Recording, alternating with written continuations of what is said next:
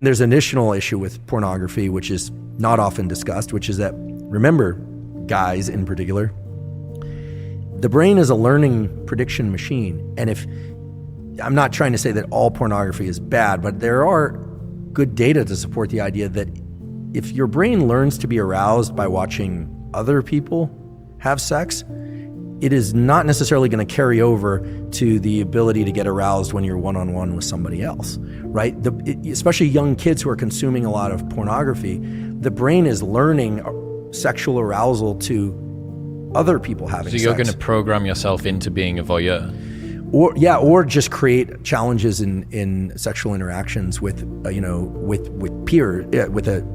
a real partner. Right? Mary Harrington has the 3 laws of pornodynamics, and the second law of pornodynamics is the law of FAP entropy. And it says that whatever you start out wanking to will get progressively more intense over time. And I think that this is sort of speaking to that ever sort of escalating amount of the wildness that you need to watch in order to get an ever decreasing stimulus that comes back. Yeah, and here I'm approaching this only through the lens of biology, right? I'm not a psychologist, and I'm certainly not political in any way. At least not. I have ideas about politics, but I just don't discuss them publicly.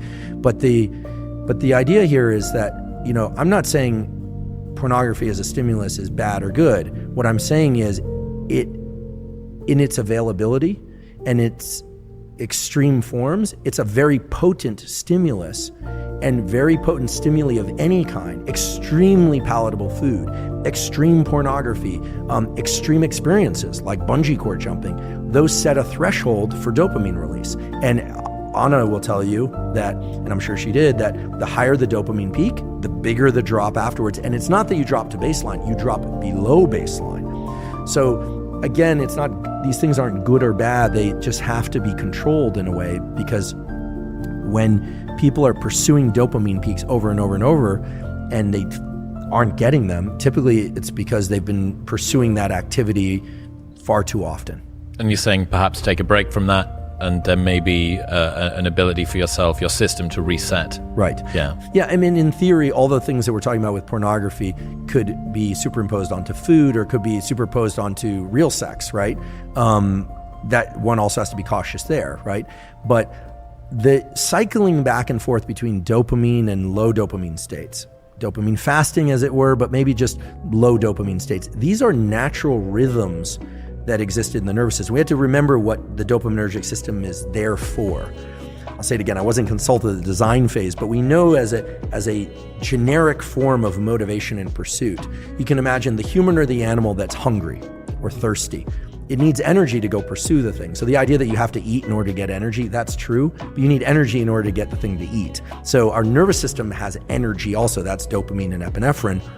Yes, we use glucose and glycogen, et cetera, when we're pursuing things, but the idea here is you're pursuing something, and then either by smell or by sight, you think you're on the right track. So you go down that track, and then, there it is. You get some berries, or you get, let's get prehistoric about this, or you get to kill the prey and eat it, and then it gives you energy to continue this pursuit or to reproduce. I mean, there's a reason why humans and other animals seek out reproduction, is that every species, but certainly humans, have 2 innate desires built into them. Whether or not they decide to actualize this or not is the desire to protect young and make more of its own species. Every successful species does that.